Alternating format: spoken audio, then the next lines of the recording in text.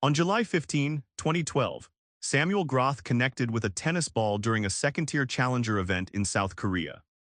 The radar gun recorded a speed of 163.7 miles per hour.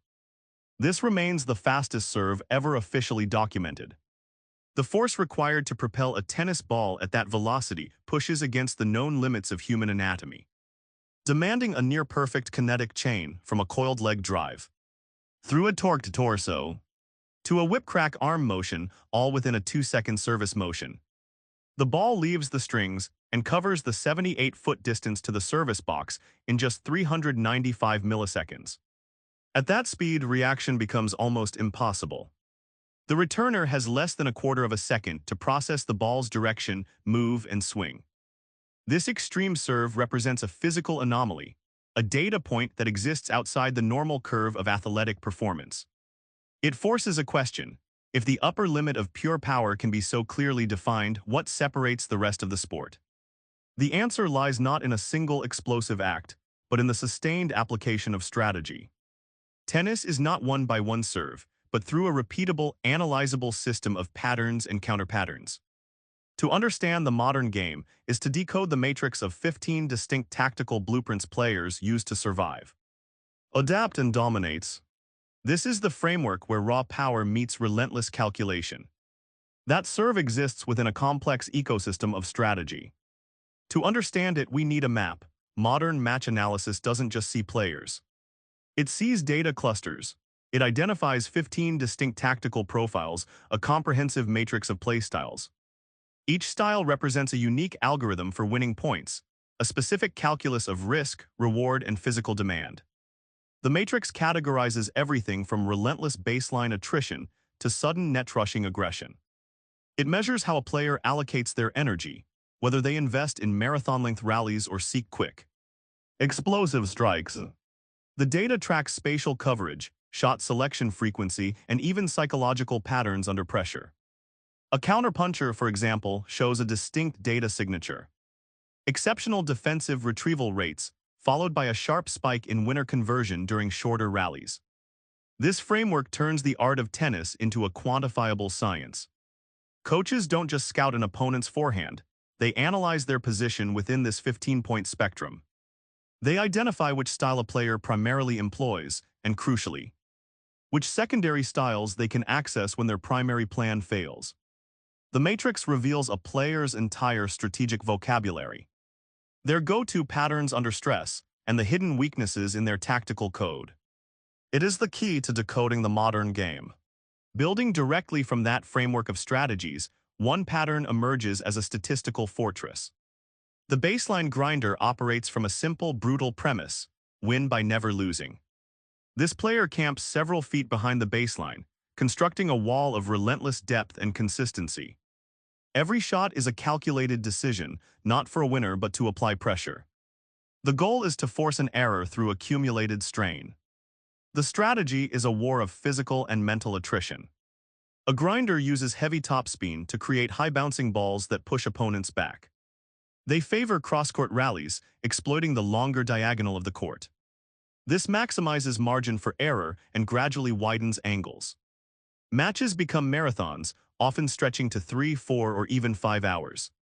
Physical endurance is the primary weapon. Players like Rafael Nadal in his early career, and more recently Diego Schwartzman, exemplify this approach. They turn tennis into a physical chess match where the first to break is the first to crack.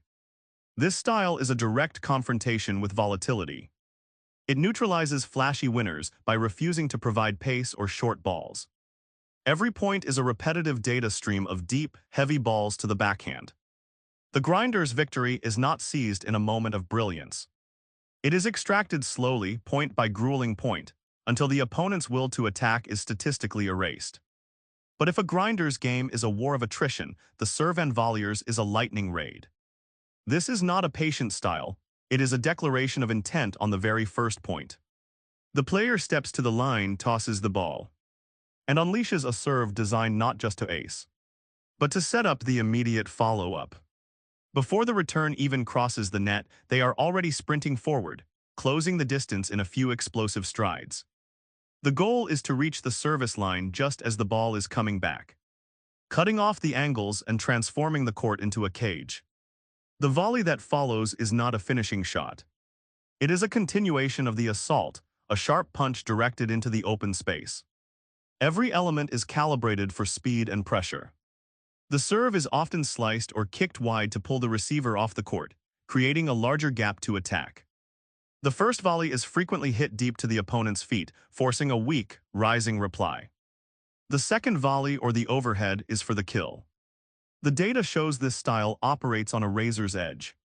A successful serve and volley point lasts an average of just 4 shots. But the risk is immense.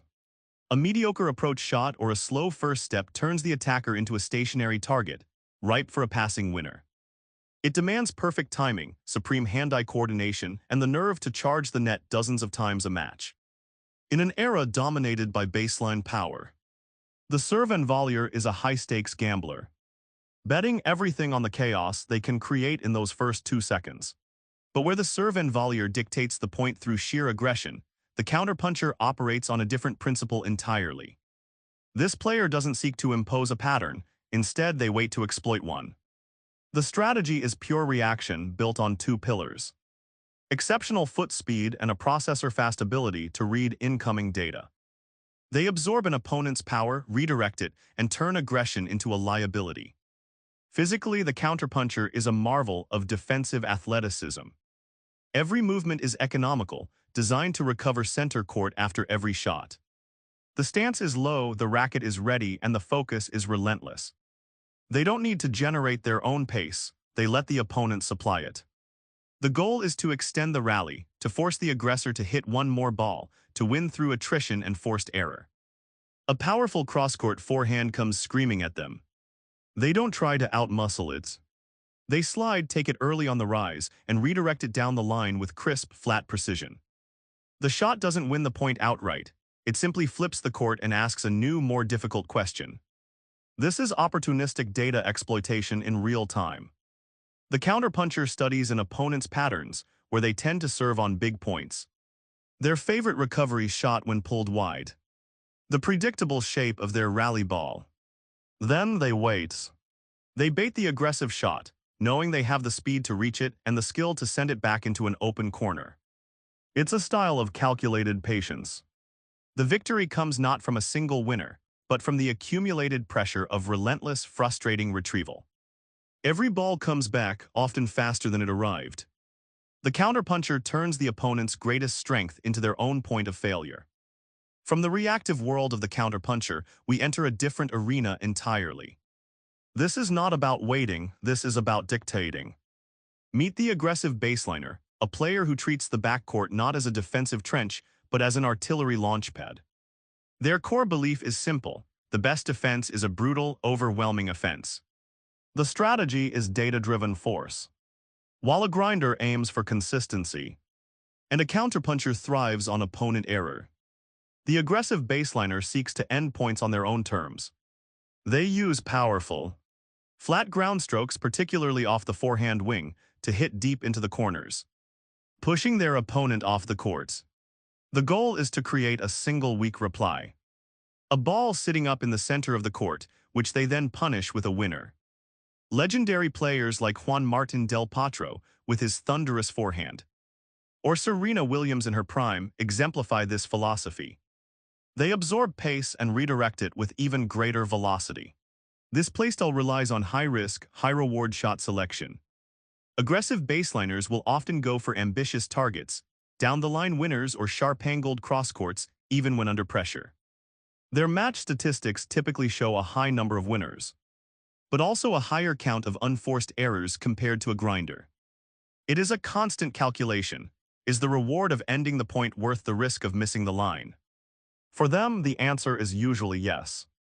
They play a percentage game, but their acceptable percentage is built on power, not merely keeping the ball in play. It is a style that demands not just physical strength, but the unwavering confidence to take control of every rally from the first shot.